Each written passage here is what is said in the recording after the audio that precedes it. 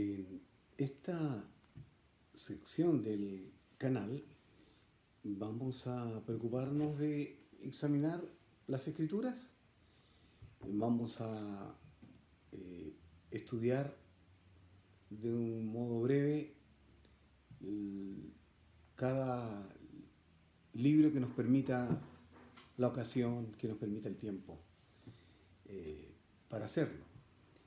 Vamos a comenzar por la epístola del apóstol Pablo a los Romanos, y es una carta que tiene 16 capítulos, así que seguramente nos va a ocupar varios días.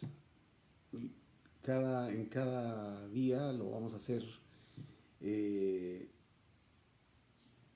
por unos 10 o 13 minutos, y lo vamos a estar presentando semana a semana.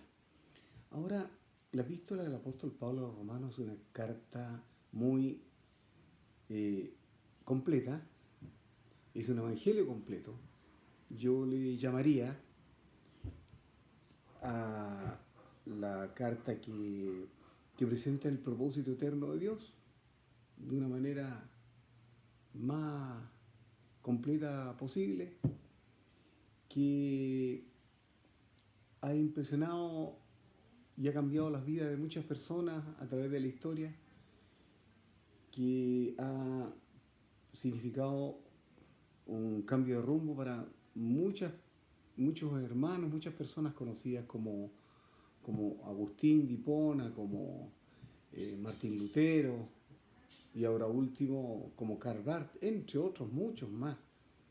Y así que es una carta muy interesante. Yo les digo, por ejemplo, normalmente cuando uno se refiere a libros de las Escrituras, inmediatamente le viene la idea de que es un libro religioso, un libro que tiene que ver más bien con devocionales, con espiritualidad, pero en este caso, bueno, es una percepción equivocada, no solamente de Romanos, sino que en muchos aspectos de la Biblia misma, ¿no?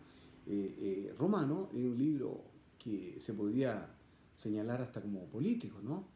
En cuanto a que hace una presentación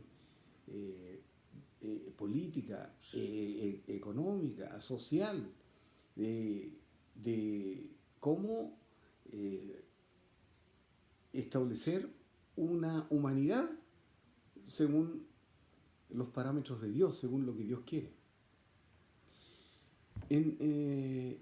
En la epístola del apóstol Pablo a los Romanos encontramos entonces que de cómo se nos presenta primero que nada, a un pecador, a un hombre que ha caído en desgracia, que está destituido de la gloria de Dios, que de esa manera no hay ninguna forma de salir de esa situación. Todos los hombres, en todas las épocas, en todas las edades, el hombre ha caído, está destituido de la gloria de Dios. Entonces está separado de la comunión con Dios, y luego enseguida se nos presenta entonces como la posibilidad de reencuentro con Dios, la fe. Por eso ahí está el capítulo 4, donde se nos presenta a Abraham, que Abraham, uno de los primeros hombres que escuchó a Dios, no sin tener otra mediación entre él y Dios que la fe.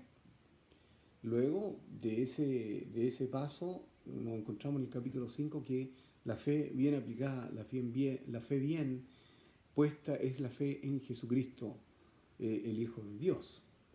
Ahora, hasta ahí, ¿no es cierto?, que se nos presenta la justificación, la declaración de justicia de Dios sobre los hombres pecadores que han creído,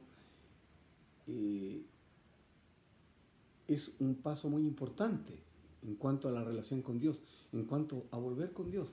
Pero no es suficiente, no es lo único. Y seguramente hay muchos hermanos que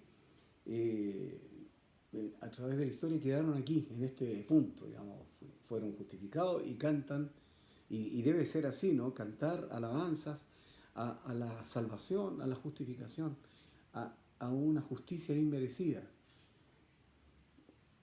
por causa de que no teníamos ninguna posibilidad por nosotros mismos, pero Dios, en su misericordia en Jesucristo, por causa de la fe, por gracia de la fe, nos reencontramos con Él en una justicia que Dios acepta finalmente. Luego, entonces, pero como decíamos, eso no es suficiente, luego viene que el camino a la santificación o a la liberación completa del pecado, porque evidentemente una cosa es el perdón y otra cosa es seguir viviendo como se vivía antes. No, Dios no quiere que vivamos como vivíamos antes, ¿no? Quiere que procuremos la santificación, la liberación completa del pecado. Luego, en el capítulo 7 se nos habla de la liberación de las demandas de la ley, de la liberación del entendimiento, del mal entendimiento que quedaría en nosotros después de todo esto, como que nosotros estaríamos en condiciones como de guardar la ley por medio de nosotros mismos. Finalmente, en el capítulo 8 es la posibilidad de la puerta abierta hacia andar en el Espíritu.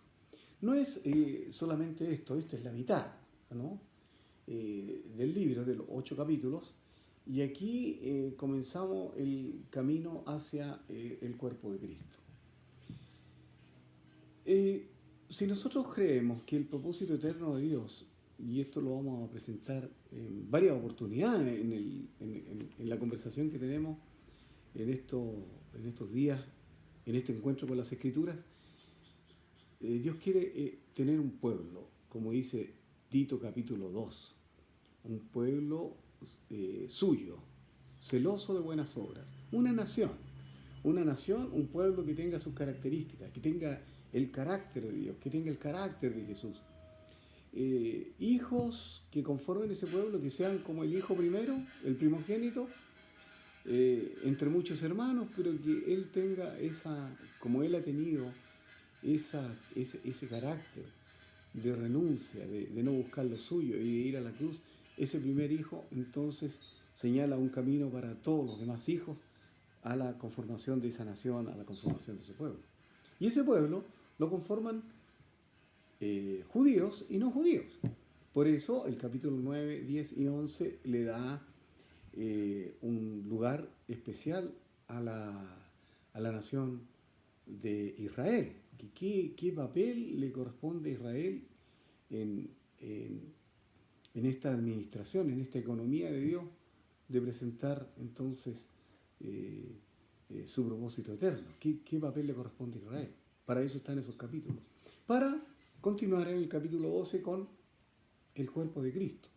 Cada hermano, cada miembro, sea judío o no sea judío, debe presentar entonces su cuerpo en sacrificio vivo para la conformación de este cuerpo que Dios quiere. Estando establecido entonces como un cuerpo, se nos dice que en el capítulo 12 de Romanos, se nos dice que nosotros no tenemos que hacer la revolución. En ninguna parte de las Escrituras se habla de que debiéramos agruparnos para imponer por la fuerza lo de Dios. La idea que nosotros tengamos del entendimiento político, económico, lo que sea, no, se nos dice que no debemos nosotros, por medio de la fuerza, hacer nada, sino que todo lo contrario, dice que nosotros debemos someternos a las autoridades y en ese sentido aliarnos con la autoridad que dice no en vano lleva la espada, para disciplinar a todo aquel que hace lo malo. Así que como grupo, como cuerpo de Cristo, como nación, nosotros no estamos en contra de otras naciones, sino que nos aliamos en aquellos que consideramos que está de parte de Dios, de parte de lo que es bueno. También entonces en este llamado de judíos y no judíos y de todas las naciones para participar de este cuerpo, en el capítulo 14 se nos señala que no debiéramos nosotros dividirnos por cuestiones que son importantes, pero en relación al propósito eterno de Dios no lo son tantos como lo sería en la vestimenta, la comida y una serie de cosas más culturales que seguramente abarcan a todo el mundo. En ese caso, en ese caso específico se nos presenta la comida, que algunos por causa de la conciencia podrían comer, algunas cosas podrían beber, algunas cosas y otros no. Entonces dice que nosotros busquemos la hermandad, el compañerismo, que sepamos amarnos por causa del propósito eterno de Dios. Este cuerpo maravilloso, que es el cuerpo glorioso de Dios, que yo entiendo que es el propósito eterno de Dios finalmente, ¿no? En que cada uno, cada miembro de este cuerpo se compromete, bueno, por la gracia de Dios, por el Espíritu Santo que está en él, ¿no? Por la vida de Cristo que está en él, a renunciar, a no buscar lo suyo y a tomar la cruz como el primer hijo. Ese hermano, junto con los otros hermanos, y junto con los otros dones, cada uno aportando la gracia de la creación de Dios en su vida, forman un cuerpo maravilloso, un cuerpo glorioso, que finalmente, dice el capítulo 16, terminará aplastando a Satanás bajo sus pies. Esto es más o menos, hermanos, lo que vamos a estar viendo durante no sé cuántos días nos lleve, pero yo les invito cariñosamente a que podamos estudiarlo juntos, podamos verlo juntos. No va a ser un tiempo tan largo y una forma de acercarse también a las Escrituras, no solamente como un devocional, ni tampoco como una posibilidad tan densa, ¿no? Porque las Escrituras admiten el hecho de poder estudiarla de una manera muy profunda, digamos, incluso yendo a los idiomas originales, etcétera, etcétera. Les invito en el nombre del Señor Jesús.